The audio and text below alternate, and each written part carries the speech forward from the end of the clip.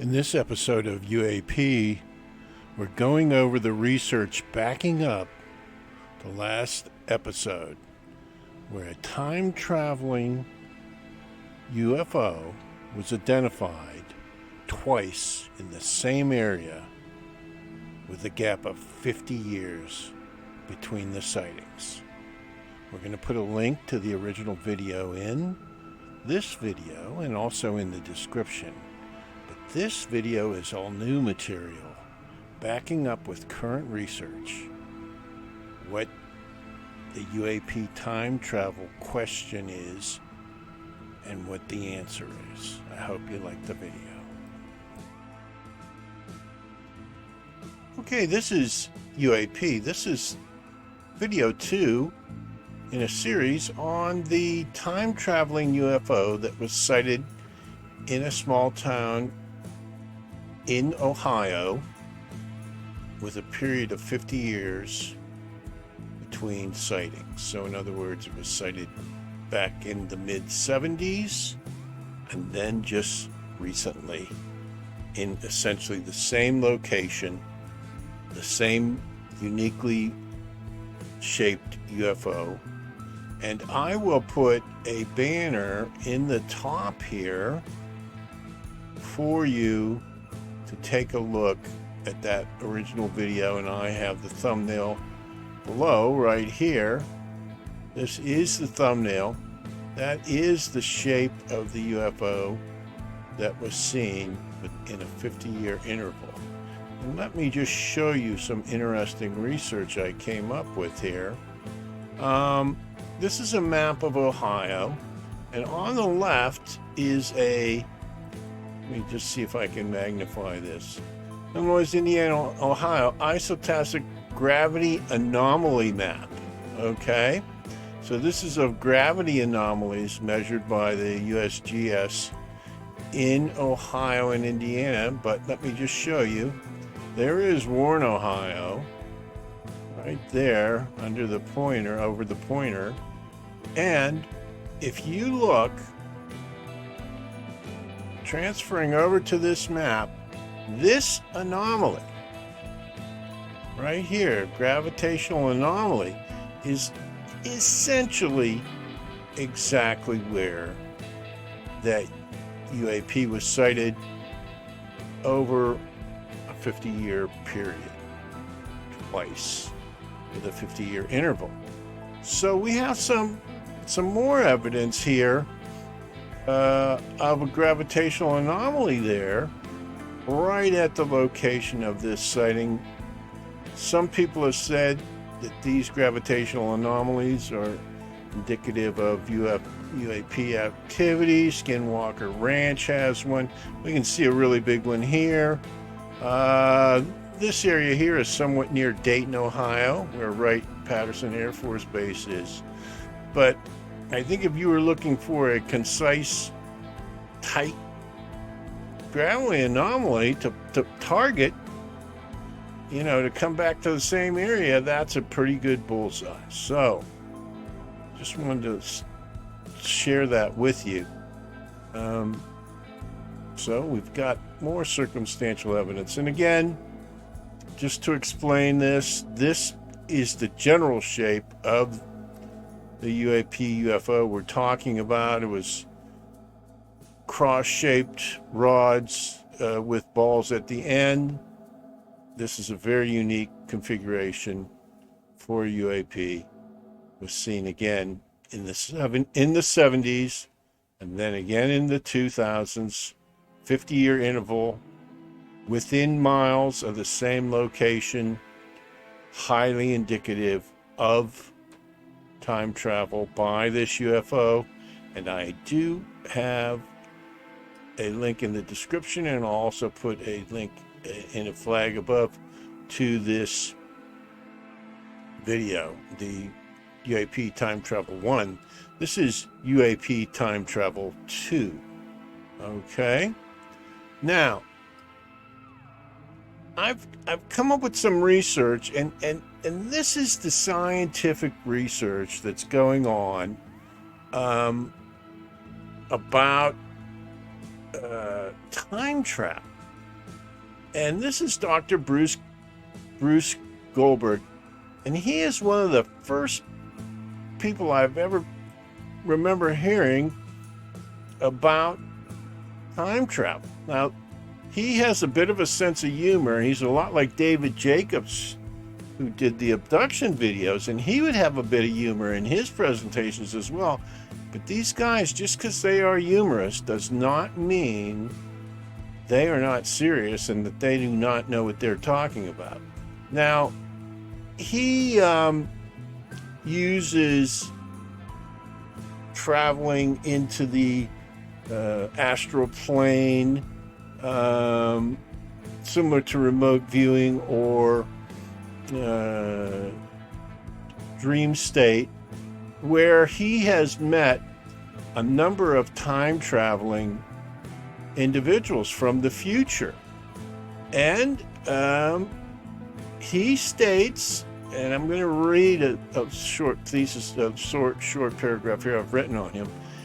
He states that what we are seeing are time travelers from Earth from the year 3050. That is when time travel started on Earth. Time travel was invented by humans, and it was further perfected in 3500. Anyway, the point is, he has a wealth of knowledge, and you can take it with a grain of salt. I think all of these guys have at least a partial truth somewhere in their material. I'm a big fan of this guy because he's managed to explain a lot of unexplainable things. But again, he travels to the astral plane, and very similar to remote viewing, which is also time travel. You know, they move in time in remote viewing. And there he has met a number of time travelers, and they have given him information about the future and how this is taking over. Okay, so let me just go through his thesis, and then I have a couple short video clip of him. Now this is basically what he is saying. In 3050, time travel was developed on Earth. There's a wormhole linear accelerator was developed. The microscopic wormholes that develop in, for example, in CERN, were expanded to allow a ship or a group of people to travel backwards in time. So they use this wormhole linear accelerator was developed in 3050. Microscopic wormholes were expanded to allow a craft to enter, and CERN is attempting to do this now, per Bruce. Tatous, the Da Vinci of the future in 3050, he had access to the fifth dimension to travel back in time. So backwards in time. Now, Goldberg, the fifth dimension is anything past width, breadth, height, and time. And then the fifth dimension is everything else to Goldberg. That's how he defines it. Access the fifth dimension to travel back in time. Humans enter the wormhole and traverse back in time from that present date. And this is starting in 3050. Before 3050, they did not have this. Now, this is a theory that is recognized now, but it's technically not available yet. Kip Thorne, you know, the expert from Skinwalker Ranch, who turns out he's worked for intelligence agencies and he's a multiple PhD and so forth, actually published a paper on exactly this method.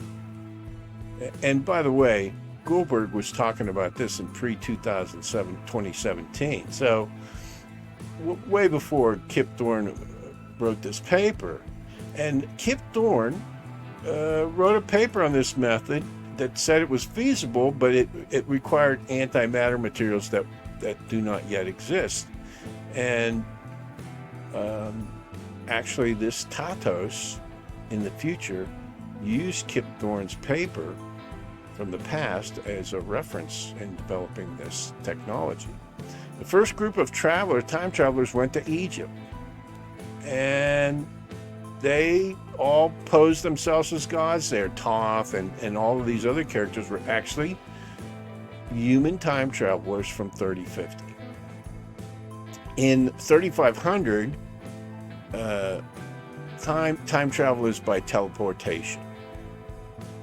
This previous wormhole method causes tears in space-time and weird effects, ports and so forth, and he mentioned airplanes falling from the sky and so on and so forth. So they had to update the method they used from 3050 to 3500 using teleportation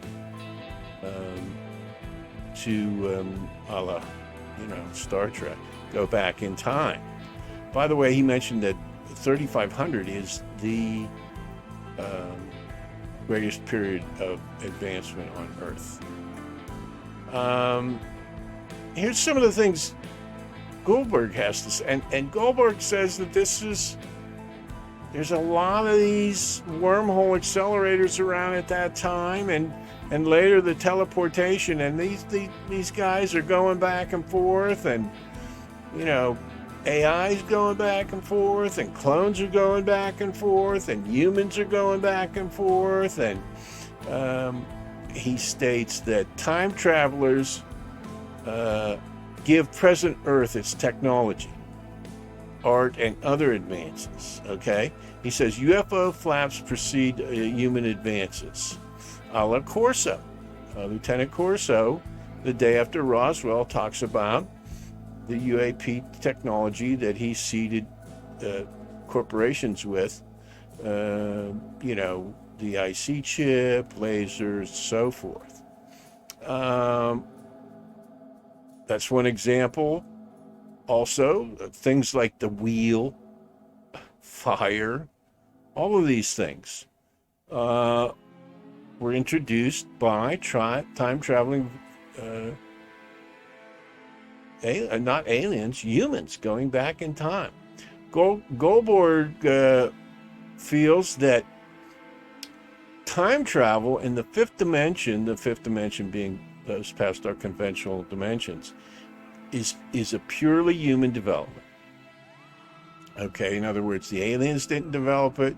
They may have stolen it, but the humans developed it, and the humans used this.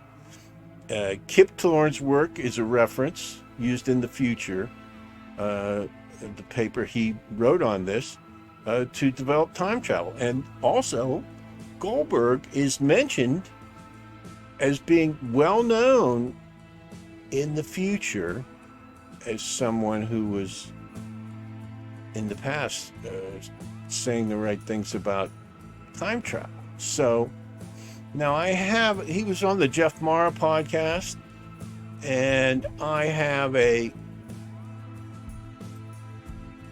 couple video clips I want to play here, and let me do that for you now.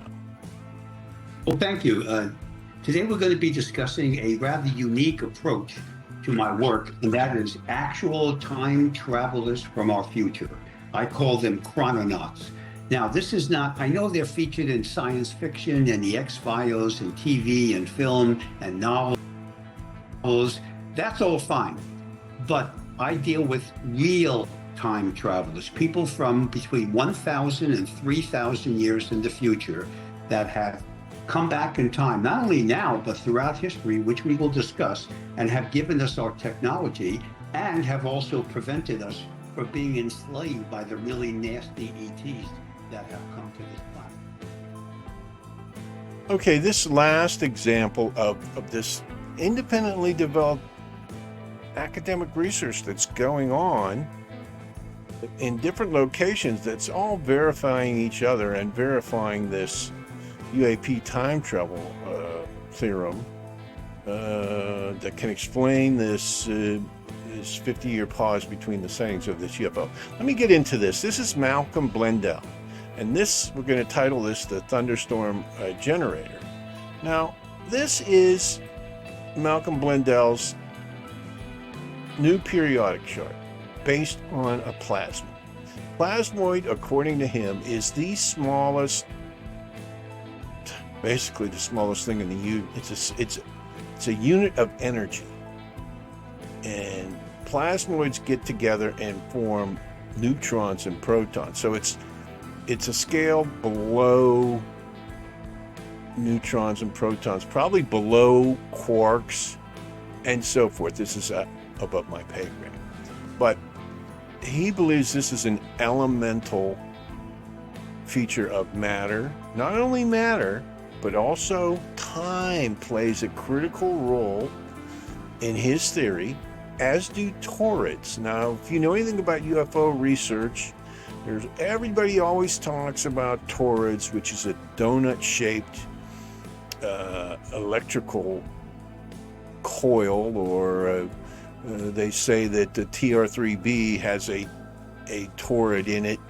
and it's rotating red mercury under high compression at high speed, and this angular rotation of this field creates a zero anti-gravity effect.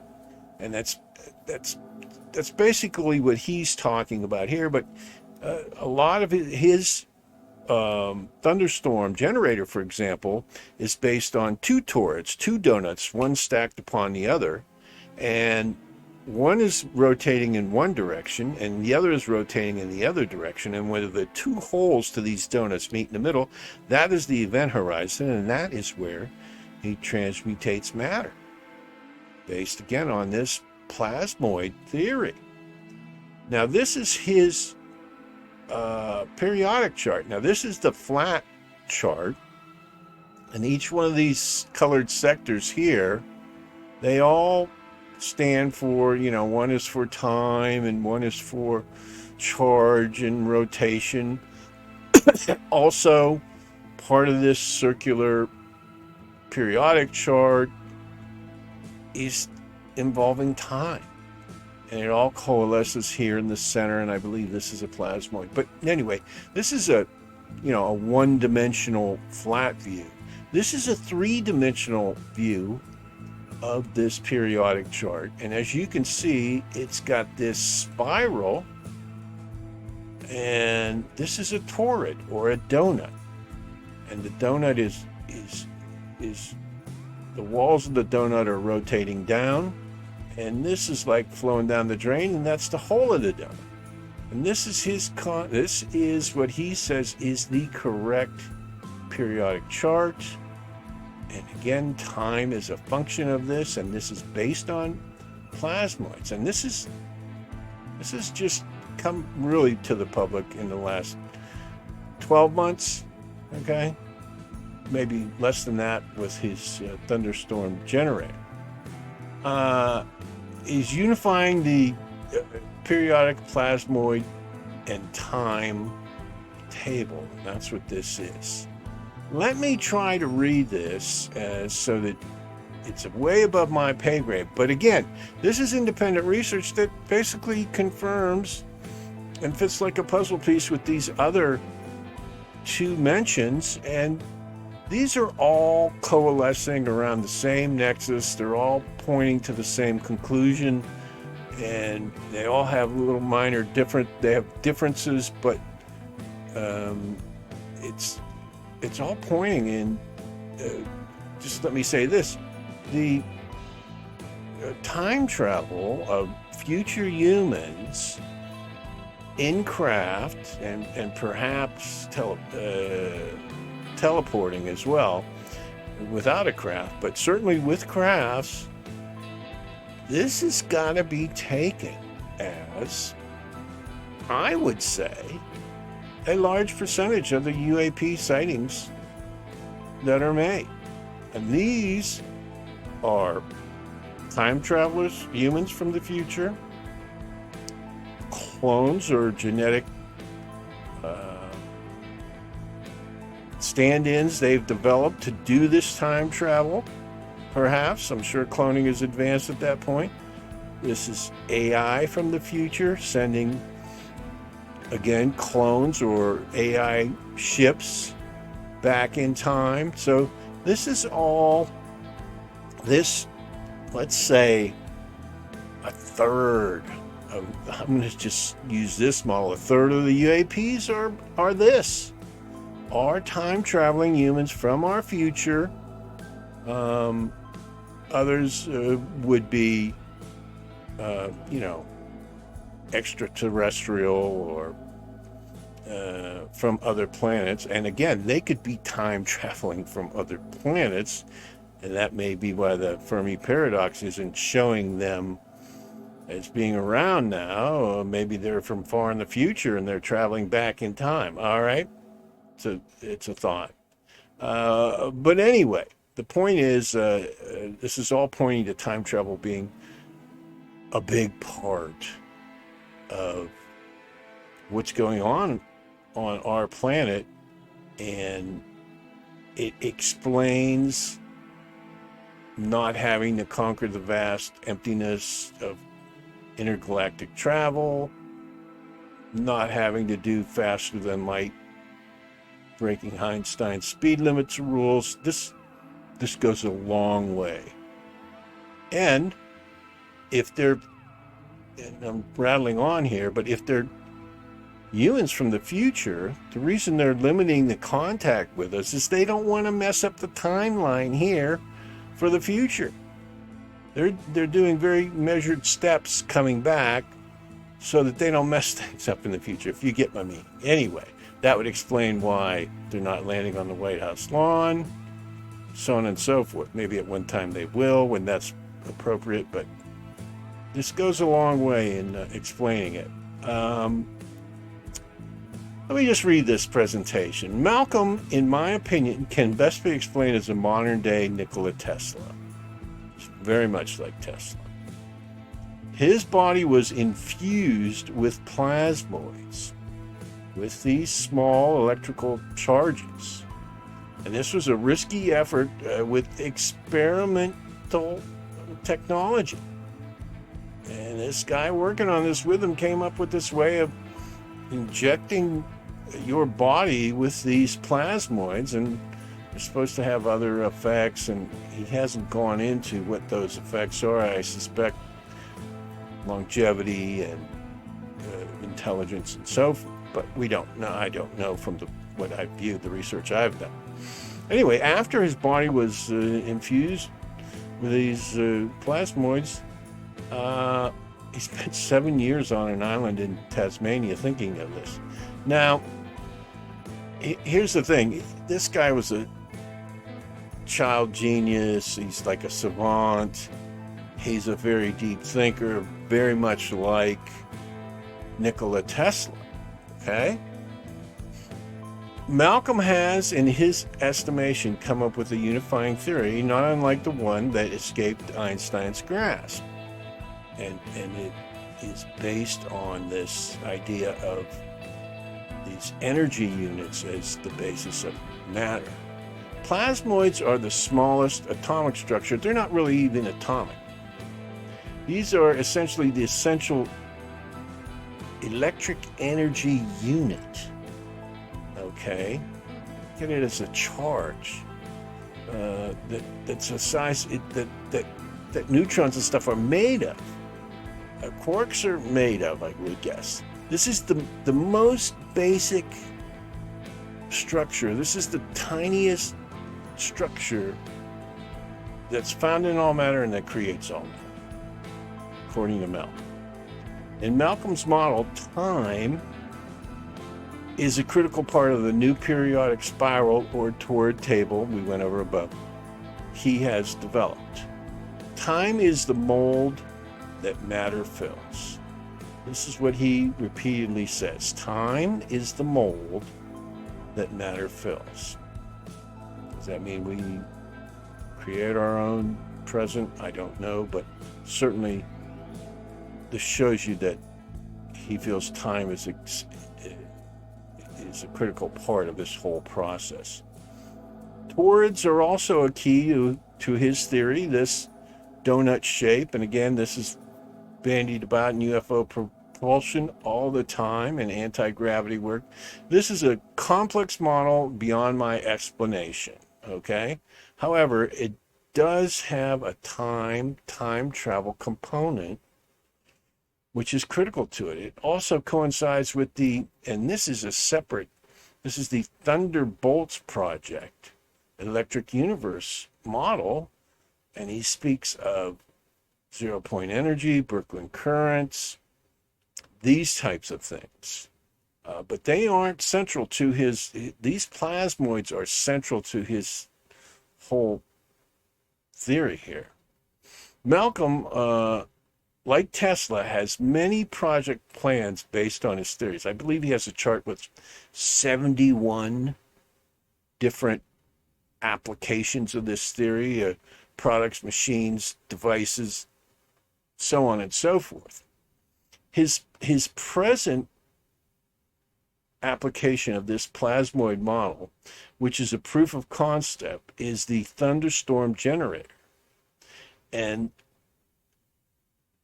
this demonstrates a reliable, repeatable, verifiable, listen to this, method of converting internal combustion engine exhaust fumes, carbon monoxide, carbon dioxide, whatever, into breathable 21% oxygen in real time, okay, at the exhaust pipe.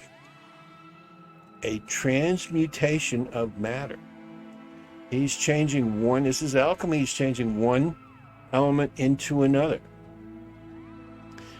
Malcolm is demonstrating this based on his plasmoid theory with his thunderstorm generator. This is a Honda portable gasoline-powered electric generator like you'd use in your house if the power went out. And it's fitted with his relatively simple mechanical solution. And you have to look at his video. There's really no electronics involved in this. There's some UV light, a UV light bulb, believe it or not, involved in this. No real computer chips or anything like that. It involves this plasmoid manipulation and these torids and counter-rotating torids, again, that are created mechanically. Anyway, you have to review. It's fascinating to see this actually work. And it does actually work. And it's a solution for global warming. And this is just one of the things he has proposed. And then this is a direct matter to energy engine that he's developed. This is one video. We're going to try to show a clip from this.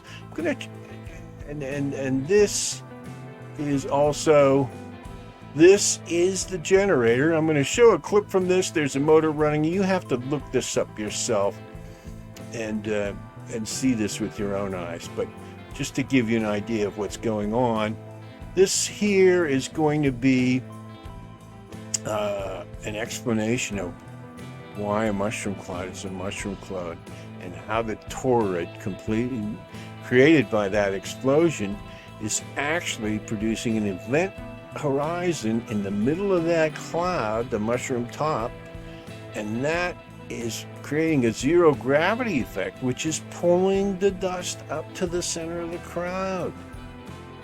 So why did the aliens come regarding atomic weapons? Maybe not to keep us from blowing each other up, but they realized that we discovered anti-gravity, but we're too dumb to realize it. Anyway, I'm going to try to include that clip. I hope you guys liked the video. This is UAP. I'm going to do another one on this, I think. One more. Thanks for watching. This pulverizing shock wave forms a dust pedestal which seems to follow the rising cloud. Seems to. The dust pedestals, it basically doesn't. The ground is pulverized. It's pulverized by the shockwave coming out from the blast.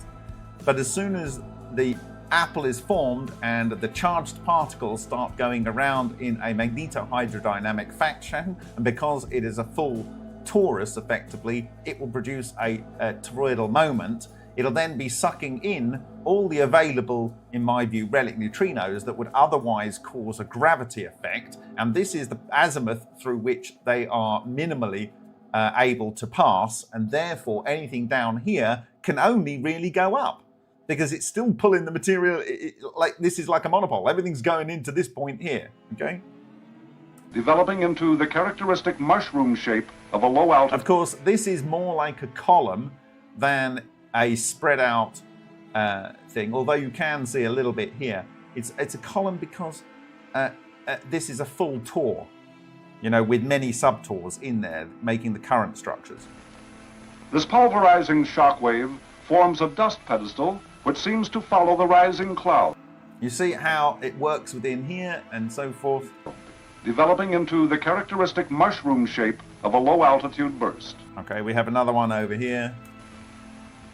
The destruction caused by a relatively low-yield weapon can result in many square miles of ruins and account for thousands of human casualties. Now, I want to dial that back to here. Okay, we have a baseline here. In this room is basically zero carbon dioxide, zero carbon monoxide, 20.87% oxygen. Das ist die Analyse der Gase. And we have about 1 ppm hydrocarbons, which would be from the fumes coming from the motor, and 0% NOx. That's our baseline where we're starting from. Das ist die Grundlinie, von der aus wir starten. Yeah, and we'll start with load on because the technology works better under load, otherwise it just oscillates. Okay, wir werden auch eine Last an diesen Kreislauf hängen, das ist dieser Heizlüfter. 1, 2, 3, go.